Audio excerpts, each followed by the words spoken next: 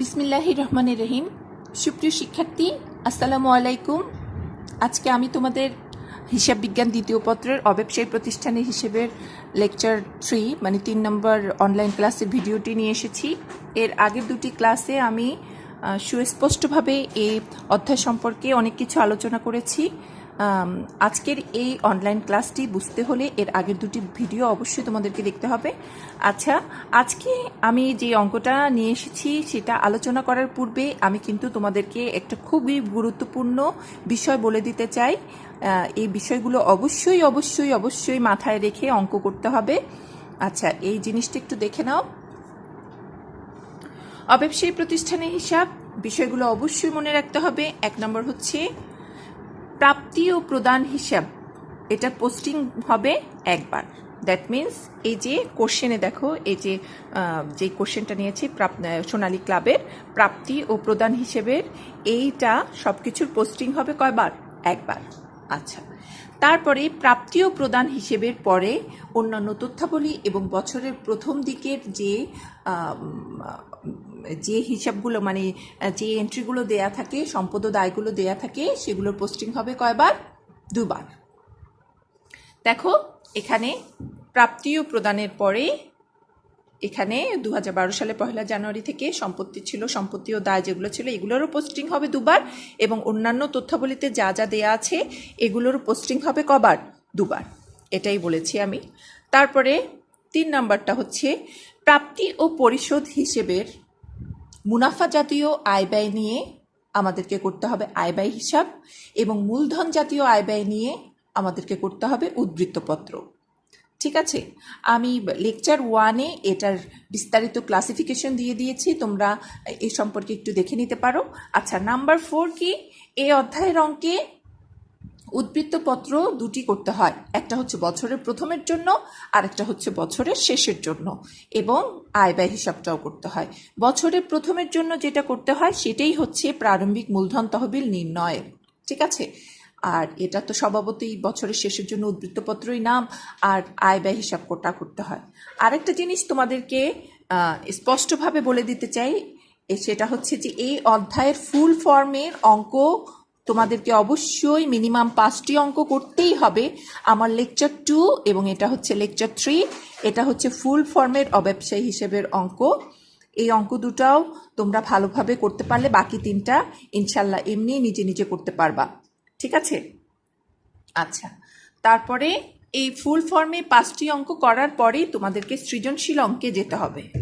আচ্ছা, আজকে আমি যেই কোশ্চেনটা নিয়েছি এই কোশ্চেনটাতে আমি ফুল ফর্মে অঙ্কটা করাবো, এবং নেক্সট যে ভিডিও দিব অনলাইন ক্লাসে সেখানে আমি সৃজনশীল অঙ্ক কিভাবে করতে হয় সেটা আমি বলে দিব। তো ফুল ফর্মে অঙ্ক করতে গেলে প্রথমে করণীয় কয়ের ঘর করে ফেলবা, প্রারম্ভিক মূলধন নির্ণয়, তারপরে আয় ব্যয় হিসেবেরটা করে নিতে হবে, তারপরে উদ্ধৃত্তপত্রের ঘর করে ফেলবো। করে ফেলার পর আমি কোশ্চেন দেখে দেখে আমি পোস্টিং দিব। ঠিক আছে, তোমরা কোশ্চেন সোনালী ক্লাবের এই কোশ্চেনটাতে দেখতে পাচ্ছ যে প্রাপ্তির সাইড এবং প্রদানের সাইডে খ খ, এখানে ক, এখানে খ, এখানে গ, এভাবে ইন্ডিকেট করা। তার মানে হচ্ছে যেগুলো ক ইন্ডিকেট করা সেগুলো যাবে এই যে প্রারম্ভিক মূলধন নির্ণয়ের এখানে, যেগুলো খ ইন্ডিকেট করা সেগুলো যাবে আয় ব্যয় হিসেবে, আর যেগুলো গ ইন্ডিকেট করা সেগুলো যাবে উদ্ধৃত্তপত্রে। ঠিক আছে, এর আগেও আমি এগুলো বলে দিয়েছি কীভাবে করতে হয়। তাহলে আমি প্রশ্ন দেখে দেখে করছি। প্রথমে আছে হাতে নগদ এবং ব্যাংক জমার উদ্ধৃত্ত। এটা যেহেতু বিগত বছরের এবং বছরের প্রথম দিকের আর কি, 2000 বছরের প্রথম, এই জিনিসটা বছরের প্রথম দিকের, তাই এটা সরাসরি আমরা বসিয়ে দিব কোথায়? কোথায়? প্রারম্ভিক মূলধনের এখানে, এই যে এখানে পোস্টিং দিলাম। তারপরে আছে 2011 সালের, যেটা এটা 2012 সালের অঙ্ক। 2011 সালে বিগত বছরের দেয়া আছে চাঁদা প্রাপ্তি 1600, এটা হচ্ছে বকেয়া চাঁদা বিগত বছরের, এটা যাবে আমার, এটা হচ্ছে সম্পদ। চাঁদা যেহেতু আয়, বকেয়া আয় হচ্ছে সম্পদ, এই যে বকেয়া চাঁদা 1600 টাকা পোস্টিং দিলাম। ঠিক আছে, তারপরে আসো 2012 সালে, এটা 2012 সালের অঙ্ক, তাই 2012 সালের জন্য এটা আমার বসবে এই যে এখানে চাঁদা আয় ব্যয় হিসেবে এই বছরেরটা। তারপরে আছে 2013 সালের, এটা হচ্ছে অগ্রিম চাঁদা। অগ্রিম চাঁদা হচ্ছে দায়, তাহলে দেখো এই যে অগ্রিম চাঁদা দায় হিসেবে আমি এখানে 2400 পোস্টিং দিলাম। ঠিক আছে, এরপরে আসো সদস্যভুক্তি ফি। এটার কোনো এখানে কোনো নাই, মানে সমন্বয় নাই, সদস্য ফি এখানে এটা আয়, আমি আয়ে বসায় দিলাম। তারপরে হচ্ছে আজীবন সভ্যের চাঁদা, আজীবন সদস্যদের চাঁদা, আজীবন সদস্যদের চাঁদা যেটা দেয়া আছে 10,000 টাকা, এটা হচ্ছে আমার গতে যাবে, কারণ এটা আমার দায়। ঠিক আছে, তাহলে দায়ের পাশে দেখো আমি বসালাম আজীবন সদস্যদের চাঁদা 10,000 টাকা। তারপরে দেখো বিশেষ অনুদান প্রাপ্তি 22,600, বিশেষ অনুদান প্রাপ্তি 22,600 যেটা, সেটা আমার প্রারম্ভিক একেবারে মূলধন তহবিলের সাথে এই দুইটাতে আমি পরে বের করব। এখানে আমি পোস্টিং দিয়ে রাখবো, প্লাস দিয়ে বিশেষ তহবিল লিখে তারপরে আমি 22,600 এখানে পোস্টিং দিয়ে রাখবো। তারপরে আছে দেখো উইলকৃত সম্পদ, উইলকৃত সম্পদ। ঠিক আছে, আজীবন সদস্যদের চাঁদা দিলাম, এটাও দিলাম। উইলকৃত সম্পদ 17,000, এই যে 17,000 আমি এখানে মূলধন তহবিলের সাথে যোগ হবে দিলাম। তারপরে আছে, এগুলো আমি সব পোস্টিং দিয়ে ফেলেছি, এগুলো আমি কাস্টিং দিয়ে রাখি। আচ্ছা, তারপরে দেখো স্থায়ী আমানতের সুদ, সুদ হচ্ছে আমার আয়, স্থায়ী আমানতের সুদ, এটা আয়ের পাশে বসবে, আয়ের পাশে বসাচ্ছি। দেখো এই যে স্থায়ী আমানতের সুদ 4,000 টাকা, ক্লিয়ার। তারপরে দেখো আসবাবপত্র বিক্রয়, আসবাবপত্র বিক্রয় আমার সম্পদ, আসবাবপত্র হচ্ছে সম্পদ, বিক্রয় আমি করে ফেললাম, সম্পদ বিক্রয় করেছি, তাহলে এটা আমার গয়ে যাবে, মানে উদ্বৃত্তপত্রের সম্পদে আসবাবপত্র থেকে বাদ যাবে। তো 1,000 টাকা আমি ফার্স্টে কি করব, এখানে আসবাবপত্র লিখে রাখবো, কারণ আমি এখন এই করে নেই, নতুন ক্রয় থাকলে নতুন ক্রয় লিখে রাখবো। এই দুইটা এখনও লিখবা না, ফার্স্টে আসবাবপত্র লিখবা, তারপরে যোগ নতুন ক্রয় মাইনাস বিক্রয় লিখে এটা বসায় রাখবা। ঠিক আছে, এই দুইটা আমার পরে আসবে। ওকে, তাহলে আমি এভাবে দিয়ে রাখবো। দেওয়ার পর এরপরে আসো, আমি কিন্তু আগেই বলেছি যে প্রাপ্তির সাইডে মুনাফা জাতীয় প্রাপ্তিগুলো বসবে আয় ব্যয় হিসেবে, এবং মূলধন জাতীয় প্রাপ্তিগুলো বসবে সম্পত্তির পাশে, সরি দায়ের পাশে। ঠিক আছে, মানে উদ্বৃত্তপত্রের দায়ের পাশে বসবে। আর যেহেতু আসবাবপত্র বিক্রয় এটা আমার সম্পদ কমে গেছে, তাই আমি আসবাবপত্র থেকে বাদ দিয়ে দিব। আচ্ছা, এরপর প্রদানের সাইডের মুনাফা জাতীয় প্রদানগুলো বসবে ব্যয়ের পাশে, এবং মূলধন জাতীয় প্রদানগুলো বসবে সম্পদের পাশে। ঠিক আছে, আচ্ছা তাহলে এবার শুরু করি। দেখো মণিহারি, মণিহারি আমি লিখলাম 4,500। তারপরে আসছে খাদ্য সামগ্রী 12,500, এগুলো কাস্টিং দিয়ে ফেলি। খাদ্য সামগ্রী 12,500। তারপরে আছে প্রাঙ্গণ, প্রাঙ্গণ রক্ষীর মজুরি 17,550, প্রাঙ্গণ রক্ষীর মজুরি 17,550। এগুলো কিন্তু সমন্বয় আছে, সমন্বয় থাকলে ভিতরে বসাবো, আগেই ভিতরে বসিয়ে ফেলেছি। এরপরে দেখো আছে কি প্রাঙ্গণ রক্ষণাবেক্ষণ ও কর, প্রাঙ্গণ রক্ষণাবেক্ষণ ও কর, এটা সরাসরি আমি এই যে এখানে বসিয়ে দিলাম, এটার কোনো সমন্বয় নাই তাই বাহিরে বসেছে। এরপরে আসছে আমার বৃত্তি প্রদান, এই যে আসবে। এরপরে আছে আমার প্রাঙ্গণ উন্নয়ন, প্রাঙ্গণ উন্নয়ন এটা আমার গতে বসবে, এই যে প্রাঙ্গণ উন্নয়ন আমার গতে, এটা আমার সম্পদ, এই যে প্রাঙ্গণ উন্নয়ন আমি গতে বসিয়ে ফেললাম। এরপরে আছে আমার আসবাবপত্র ক্রয়, আসবাবপত্র ক্রয় আমি ফার্স্টে আসবাবপত্র লিখে রেখেছিলাম, যোগ ক্রয় লিখে রেখেছিলাম, এখন ক্রয়টা আমি এখন আসবাবপত্র কিন্তু আসি নাই, এখন আমার এটা থাকবে না, যোগ ক্রয় লিখে আমি 21,000 টাকা লিখে রাখবো। ঠিক আছে, ওকে। তারপরে আছে দেখো বৃত্তি প্রদান, বৃত্তি প্রদান যদি সমন্বয় দেয়া থাকে মুনাফা জাতীয় ধরবা নাকি মূলধন জাতীয় ধরবা, তাহলে সেভাবে করতে হবে। এখানে কোনো কিছু উল্লেখ নাই, কোনো কিছু উল্লেখ না থাকলে মুনাফা জাতীয় ধরে নিবা, মুনাফা জাতীয় ধরে ব্যয়ের পাশে করে ফেলবা, তাহলে ব্যয়ের পাশে মুনাফা জাতীয় ধরে বৃত্তি প্রদান 18,000 টাকার কোনো সমন্বয় নাই, আমি বাহিরে বসিয়ে ফেললাম। ঠিক আছে, এভাবে আমি পোস্টিং দিলাম। তারপরে আছে হাতে নগদ ব্যাংক জমা, এটা হচ্ছে বছরের প্রথমের, মানে এই প্রথমের উদ্বৃত্তপত্রে যাবে, আর এটা হচ্ছে বছরের শেষের, তাই শেষের উদ্বৃত্তপত্রের প্রথম দিকে নগদ ও ব্যাংক জমা 29,850 আমি এখানে পোস্টিং দিয়ে ফেললাম। গেল, তুমি খেয়াল করে দেখো প্রাপ্তি ও প্রদানের প্রত্যেকটা এন্ট্রি আমি একবার পোস্টিং দিয়েছি। ঠিক আছে, এরপরে আসো আমার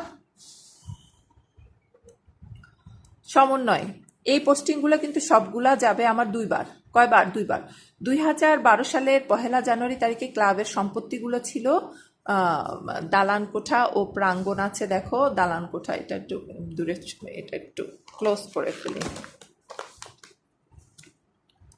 দালান কোঠা ও প্রাঙ্গণ আছে 3,50,000 এবং স্থায়ী আমানত দেয়া আছে 40,000 এবং আসবাবপত্র এবং ফিটিংস 25,000 এবং খেলার সরঞ্জাম 32,000। ঠিক আছে, তো দেখো আমি দুইবার পোস্টিং দিব ওগুলো। দালান কোঠা ও প্রাঙ্গণ 3,50,000, দালান কোঠা ও প্রাঙ্গণ 3,50,000। আবার এখানে দেখো দালান কোঠা ও প্রাঙ্গণ 3,50,000। এরপরে আছে স্থায়ী আমানত 40,000। তাহলে দেখো এই যে স্থায়ী আমানত 40,000, দেখতে পাচ্ছ স্থায়ী আমানত 40,000 এবং আবার বছরের লাস্টে 2 উদ্বৃত্তপত্রে যাবে আর কি স্থায়ী আমানত 40,000। ঠিক আছে, তারপরে দেখো এরপরে আছে আসবাবপত্র ফিটিং 25,000। আসবাবপত্র ও ফিটিং এই যে আমি দেখো এখানে এই যে আসবাবপত্র 25,000, এখানেও আসবাবপত্র, যেহেতু আসবাবপত্র ক্রয় বিক্রয় আছে এটা ভিতরে ছিল 25,000।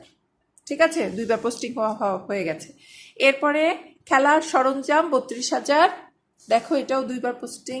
খেলার সরঞ্জাম 32,000, খেলার সরঞ্জাম এখানে এই যে 32,000। এগুলো যেহেতু অবচয় দেয়া আছে এজন্য আমি ভিতরে বসিয়েছি। আমি কিন্তু আগেই যেগুলোর অন্যান্য তথ্যাবলী মানে সমন্বয় ছিল সেগুলো আমি আগেই ভিতরের দিকে বসিয়ে ফেলেছি, ওগুলো কাজ আছে বলে। ঠিক আছে, এরপরে দেখো এখন চলতি সালের চাঁদা বাবদ বকেয়া রয়েছে 2,000 টাকা।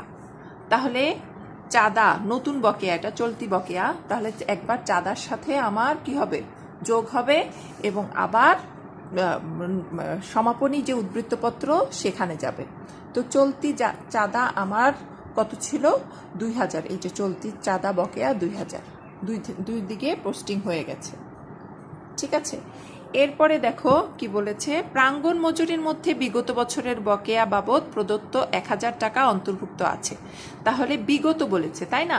তাহলে বিগত বললে বিগত বকেয়া যেটা সেটা একবার বসবে, যেটা এখানে দায়ের পাশে। আমরা জানি বকেয়া ব্যয় হচ্ছে দায়, দায়ের পাশে একবার বসালাম এবং আরেকবার প্রাঙ্গণ মজুরি থেকে আমরা কি দিব? বিগত বকেয়া বাদ দিব। এই যে 1,000 টাকা প্রাঙ্গণ মজুরির বিগত বকেয়া বাদ দিলাম। ঠিক আছে, এরপরে দেখো বলেছে যে পক্ষান্তরে চলতি বছরের মজুরি বাবদ 1,200 টাকা বকেয়া আছে। তাহলে চলতি বকেয়াটা আমার প্রাঙ্গণ মজুরির সাথে একবার যোগ হবে, আর একবার নতুন যেটা উদ্বৃত্তপত্র মানে বছরের শেষের উদ্বৃত্তপত্র সেখানে যাবে 1,200 টাকা। ঠিক আছে, ডাবল পোস্টিং শেষ। এরপরে আছে আমার দেখো অব্যবহৃত মণিহারি ছিল 800 টাকা এবং খাদ্য সামগ্রীর মজুদ ছিল 1,200 টাকা। ঠিক আছে, তাহলে অব্যবহৃত মণিহারি যেহেতু 800 টাকা, আমার এটা সমাপনী মণিহারি, অব্যবহৃত মানে সমাপনী মণিহারি। তাহলে আমাকে মণিহারি প্রারম্ভিক ছিল কত? 4,500, সেখান থেকে সমাপনী বাদ দিলে আমার খরচটা বের হয়ে যাবে। তাহলে সমাপনীটা বাদ দিলাম 800 এবং অব্যবহৃত মণিহারি আবার আমার সম্পত্তির পাশে এখানে 800 টাকা বসবে। ঠিক আছে, তারপরে দেখো খাদ্য সামগ্রী বলেছে 1,200 টাকা। তা খাদ্য সামগ্রী আমার প্রারম্ভিক ছিল এত এবং সমাপনী এত, তাহলে খরচ হয়েছে 11,100। তাহলে সমাপনীটা 1,200 টাকা বাদ দিলাম এবং অব্যবহৃত যেটা খাদ্য সামগ্রীর সমাপনী মজুদ এটা আবার আমি সম্পত্তির সাইডে বসাবো সমাপনী উদ্বৃত্তে। ঠিক আছে, উদ্বৃত্তপত্রে আচ্ছা বসালাম। তারপরে দেখো আসবাবপত্রের সমাপনী মূল্যের উপর 10% এবং পুস্তক ও খেলার সরঞ্জামের উপর 20% অবচয় ধরতে হবে। তাহলে এখানে খেয়াল করো তুমি, এখানে বলেছে আসবাবপত্রের উপরে 10%, আমার আসবাবপত্র ক্রয় এবং বিক্রয় বাদ দেওয়ার পর 45,000 টাকা আসে, সেটার উপরে 10% 4,500 বাদ দেওয়ার পরে 40,500। তো 4,500 একবার ধরলাম আমি অবচয়, আর একবার যাবে এটা ব্যয়ের পাশে, এই যে ব্যয়ের পাশে 4,500। এবং খেলাধুলার সরঞ্জামে বলেছে 20%, তো খেলাধুলার সরঞ্জাম আছে 32,000, সেটার 20% 6,400, আবার এখানে আমি বসাবো 6,400। তাহলে এটা বাদ দেওয়ার পর আমার আসলো কত? 25,600। ঠিক আছে, তো 25,600 আসলো। এখানে পুস্তকও খেলার সরঞ্জামের কথা বলছে, পুস্তকের কিছু নাই, তো পুস্তকের উপরে আমাদের ধরার দরকার নাই। এখন সব কিছু পোস্টিং দেওয়ার পর এবং সমন্বয় সাধনের পর তারপরে আমি যোগ বিয়োগ করব। এখানে সম্পদের থেকে দায় বাদ দিলে আমার প্রারম্ভিক মূলধন আসবে। সম্পদের টোটাল আসছে 4,69,900, সেখান থেকে 1,000 বাদ দিলে আমার প্রারম্ভিক মূলধন 4,68,900।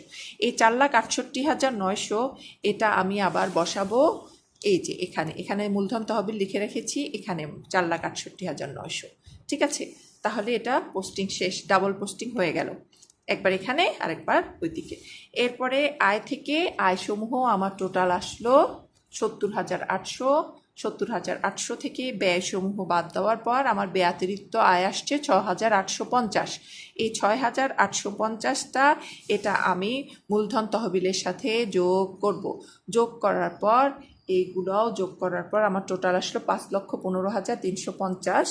এখানে এখন আমার দায় ও মূলধনের সাইড টোটাল যোগ করে আসলো 5,28,950 এবং সম্পদের সাইড টোটাল যোগ করে আসলো আমার কত? 5,28,950।